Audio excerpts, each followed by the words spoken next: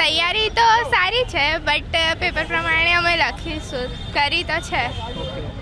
શું કહેશો બેન, કેવી તૈયારીઓ કરી છે? અને ખાસ કરીને લોકો એવું કહેતા હોય છે કે જે સિલેબસ છે એના પર ફોકસ કરવાનું થતું હોય છે. તૈયારી તો સારી કરી છે, પણ થોડું નર્વસનેસ થઈ રહી છે. બાકી તો તૈયારી તો સારી કરી છે અમે. તમારું કયું પેપર છે આજે? આજે અમારું ઇંગ્લિશનું પેપર છે. મારું નામ પ્રાચી મકવાના છે. શું કહેશો, જે રીતના આજે પેપર છે બોર્ડની એક્ઝામ, તમે સ્કૂલમાં તો પરીક્ષા આપી છે, પરંતુ આજે બોર્ડની પરીક્ષા આપવાના છે બીજા પરીક્ષા કેન્દ્રમાં જઈને, કેટલા એક્સાઇટેડ છો? કેટલું મનમાં અત્યારે શું ચાલી રહ્યું છે? એક્સાઇટમેન્ટ તો છે કે આપણે બીજી સ્કૂલોમાં જઈને, પણ થોડું નર્વસ બી છે કે બોર્ડની એક્ઝામ છે એટલે. એક કહેવાય એવું છે કે સ્કૂલનું જે પેપર હોય છે ને એના કરતાં પણ ઇઝી પેપર બોર્ડનું હોય છે, તો શું કહેશો?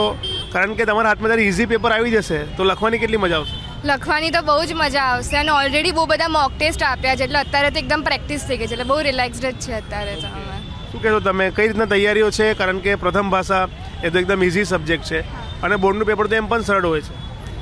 એમ તો તૈયારી ખાસી ઘણી કરી છે, કેમ કે પ્રેક્ટિસ ટેસ્ટ બી બહુ આપ્યા છે, એટલે કંઈ બીક તો નથી. હવે હોપ ફોર ધ બેસ્ટ કે સારું જાય.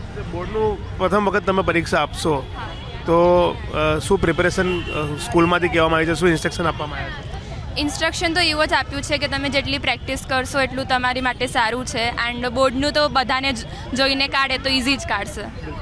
શું કહેશો, તમે પણ એક્ઝામ માટે આવ્યા છો, કઈ રીતના પ્રિપેરેશન તમે કરી છે? શેના પર વધારે ફોકસ કર્યું સ્ટડીમાં? સ્ટડીમાં વધારે ફોકસ તો ગુજરાતીનું પેપર છે એટલે ઓબ્વિયસલી ગુજરાતીમાં જ ફોકસ કર્યું છે, અને એવું કંઈ ટેન્શન નથી. ફર્સ્ટ ટાઈમ બોર્ડ છે તો પણ, કારણ કે વ્યવસ્થા ખૂબ સારી છે, અને નર્વસનેસ પણ છે, અને એક્સાઇટમેન્ટ પણ છે કે હું બોર્ડ ફર્સ્ટ ટાઈમ દઈશ. પણ એક વસ્તુ ખબર છે તમને કે સ્કૂલમાં તમે જે પરીક્ષા આપો એના કરતાં બોર્ડનું પેપર સરળ હોય?